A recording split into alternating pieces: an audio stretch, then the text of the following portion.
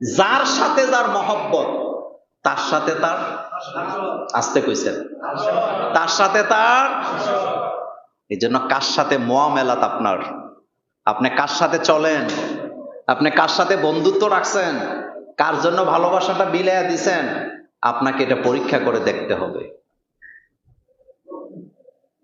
নামাজিদের সম্পর্ক নামাজিদের সাথে হয়, আল্লাহওয়ালাদের সম্পর্ক আল্লাহওয়ালাদের সাথে হয়, নৈতিক চরিত্রের অধিকারী লোকদের সম্পর্ক নৈতিক চরিত্রবানদের সাথে হয়। আর একজন গাঞ্জাখুর জানে গাঞ্জা কোথায় পাওয়া যায়, কথা কন না কেন? একজন ফেন্সিডিল খুল জানে কোন দোকানে গেলে ফেন্সিডিল পাওয়া যায়, এতে মানুষের চেহারা দেখলে বুঝে তার কাছে গাঞ্জা আছে। এজন্য কোরআনুল কারীমে বলছেন ফি উজুহিহিম মিন আসারিস সুজুদ, যারা সেজদা দেয় তাদের চেহারার মধ্যে সেজদার একটা নমুনা থাকে। এই নমুনাটা আবার কপালে দাগ পড়া মনে করেন না, আমাদের দেশে মনে করে কপালে যার দাগ পড়ছে ওইটাই হয়ে যায়। ফি উজুহিহিম মিন আসারিস সুজুদের ব্যাখ্যায় এসছে আমার কলিজার ভাইয়েরা, লোকটা যে নামাজি, তার লেনদেন, তার কথাবার্তা, তার আচার আচরণ, তার মুআমালাত, কার সাথে সে চলে, কার সাথে তার ভালোবাসা, এটা দেখলেই বোঝা যাবে লোকটা নামাজি। সুবহানাল্লাহ পড়েন। এটা দেখলেই বোঝা যাবে লোকটা কি নামাজি। তার উঠা বসা, তার মুআমালা, তার চরিত্র, তার আচার আচরণ দেখলে বোঝা যাবে। ফি উজুহিহিম মিন আসারিস সুজুদ, এটা সেজদার নমুনা। এই জন্য দেখবেন এলাকার মহল্লার নামাজি লোকদের সম্পর্ক থাকে ইমামের সাথে, কথা কি ঠিক বললাম? আর যেতে নামাজের কাছেও নাই তার সাথে ইমামের সম্পর্ক থাকার কোনো সম্ভাবনা। ইবনে ওমর রাদিয়াল্লাহু তাআলা আনহুমা থেকে হাদিস বর্ণিত, ক্বালা রাসূলুল্লাহ সাল্লাল্লাহু আলাইহি ওয়াসাল্লাম মান তাশাব্বাহা বিকাউমিন ফাহুয়া মিনহুম। রাসূল করিম সাল্লাল্লাহু আলাইহি ওয়াসাল্লাম বলেন, যার সাথে যার মহব্বত তার সাথে তার হাসর। বলেন, যার সাথে যার মহব্বত তার সাথে তার হাসর।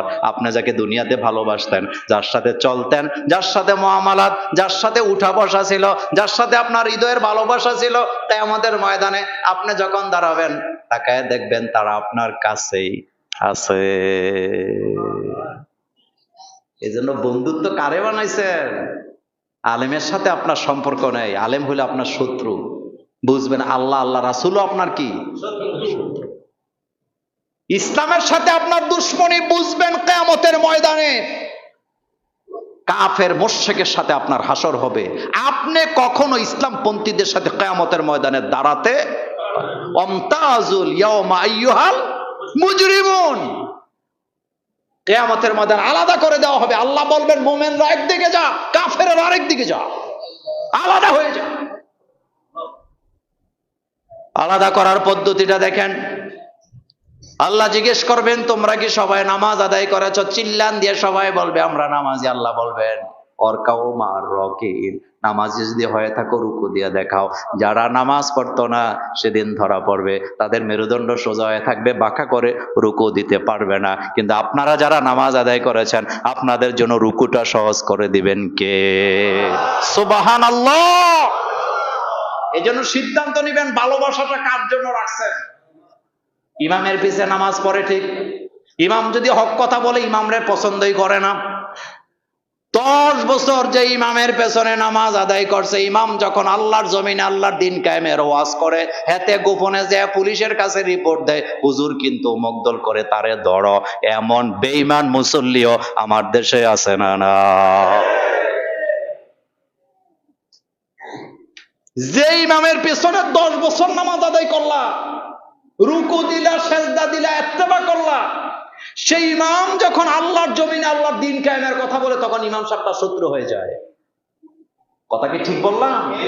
তা হাসরটাও তোমার তাদের সাথে হবে তুমি যার সাথে মুআমালাত করো, তুমি যাকে ভালোবাসো, আল্লাহি রাসূল বলেছেন তার সাথে তোমার হাসর। গাজাখুরের হাসর হবে গাজাখুরের সাথে, নামাজিদের হাসর হবে নামাজিদের সাথে, বেপর্দা মহিলাদের হাসর হবে বেপর্দা নারীদের সাথে, আর পর্দানিশীন নামাজি নারীদের হাসর হবে আয়েশা খাদিজা রাদিয়াল্লাহু তাআলা আনহুমাদের সাথে।